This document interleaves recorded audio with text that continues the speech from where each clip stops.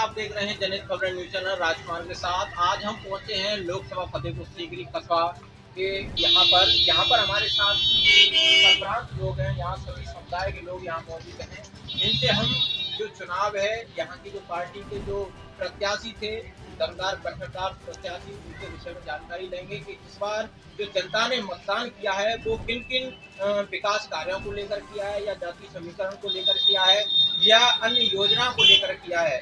जी, जो इस बार जो चुनाव का जो माहौल है वो किस तरह का रहा? यहाँ तो वोटर चुप है, शांत है, अपने हिसाब से वोट किया। क्या लगता है कौन सा प्रत्याशी इस बार बन रहा है?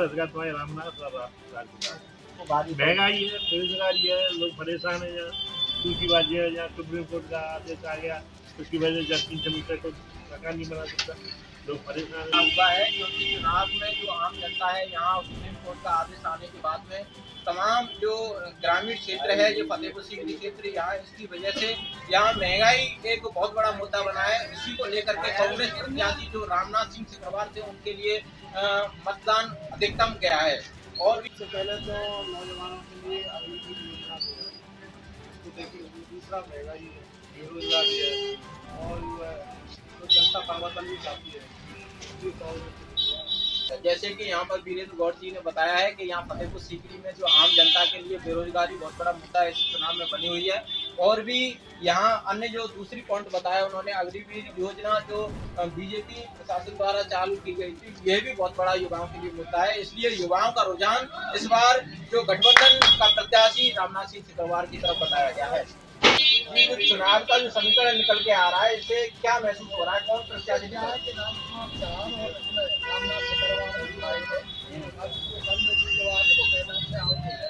अच्छा, वो किस वजह से? इस वजह से क्या उनको अपना वोट नहीं संभाला है। चौथी बार उत्तर प्रदेश में मुस्लिम सरकार सिर्फ गठबंधन को वोट कर रहा है। इसका कोई कारण क्या है, उनको ये महसूस हो गया है कि जो बीएसपी है, मायावती है, वो बीजेपी की भी थी। जी, आपको ऐसा लगा कि यहाँ इस बार फतेहपुर सीकरी क्षेत्र में हाथी की चाल धीमी रही? और धीमी रही है।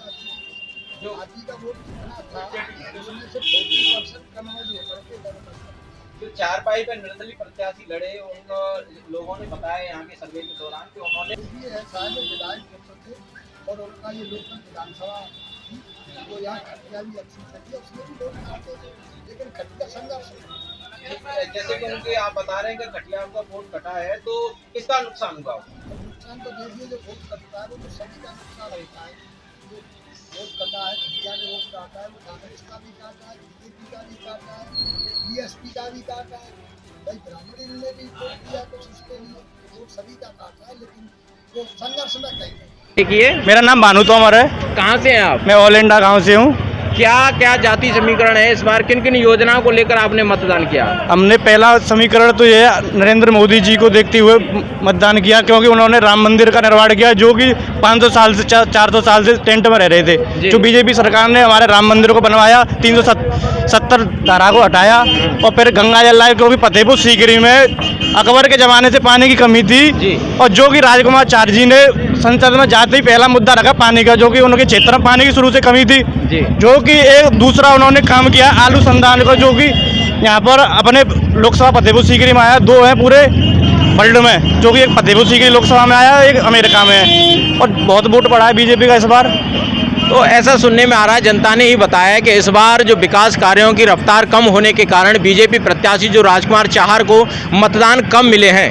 क्या वजह है? राजकुमार चार जी को जो भी बता रहे हैं, जो मतदान है वो कांग्रेस पार्टी के, जो कि जो रामनाथ जी सिकरवार आए वो लोकल के बता रहे हैं, क्योंकि उनका पल्ली साइड एरिया विधायक का चुनाव लड़े हैं, वो थोड़ा बहुत ऐसी रो के वोट मांगे तो आदमी भावुक तो हो ही जाता है। हिंदुस्तान का आदमी शुरू से भावुक है, इसीलिए वोट कुछ ज़्यादा पड़ गए होंगे। वैसे बीजेपी का ज़्यादा हो रहा है प्रभाव। आपको ऐसा लगता है कि बिल्कुल बीजेपी प्रत्याशी यहाँ से क्लियर में निकल रहा है? फतेहपुर से तो आगे बहुत आगे हैं। इन्होंने बताया है कि यहाँ पर राजकुमार चार जो पूर्व सांसद रह चुके हैं फतेहपुर सीकरी के, उन्होंने ऐतिहासिक योजनाएं ला करके फतेहपुर सीकरी की जनता को प्रोत्साहन किया है, यहाँ के लाभार्थियों को लाभ दिलाने का कार्य किया है। इसकी वजह से इन्होंने पूर्ण बहुमत के साथ ये स्पष्ट कर दिया है कि बीजेपी प्रत्याशी जो राजकुमार चार हैं, यहाँ से पूर्ण बहुमत के साथ विजयी होने की संभावना है। जी बिल्कुल सही है, विजय होंगे, पर थोड़ा बहुत गद्दारी कर दी अपन उन्होंने, बहुत पहले से भी ज़्यादा जीतते वो, कम से पहले 5 लाख से जीते, अभी 6 लाख से जीते। हमारे कुछ अपने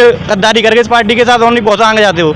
देखा गया कि क्षेत्र में तमाम जगह उनका विरोध भी किया गया था। हाँ, विरोध होता है, जो सज्जन आदमी होता है उनका एक बार विरोध हो ही जाता है, जो कि प्रधान हो कोई भी हो उसका भी गांव में विरोध हो जाता है। वो तो बहुत बड़े किसान अध्यक्ष थे, उनका विरोध तो बनता ही है, क्योंकि आदमी बड़ा बनता है तो आदमियों के बुरे भी आते हैं।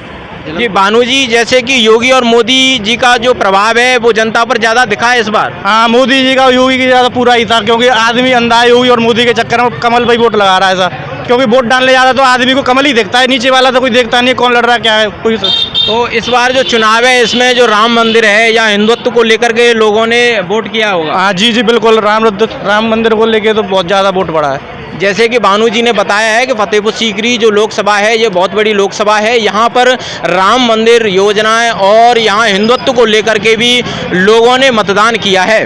अन्य लेटेस्ट फतेहपुर सीकरी की खबरों को देखने के लिए बने रहिए राजकुमार के साथ जनहित खबरें न्यूज़ चैनल पर। धन्यवाद।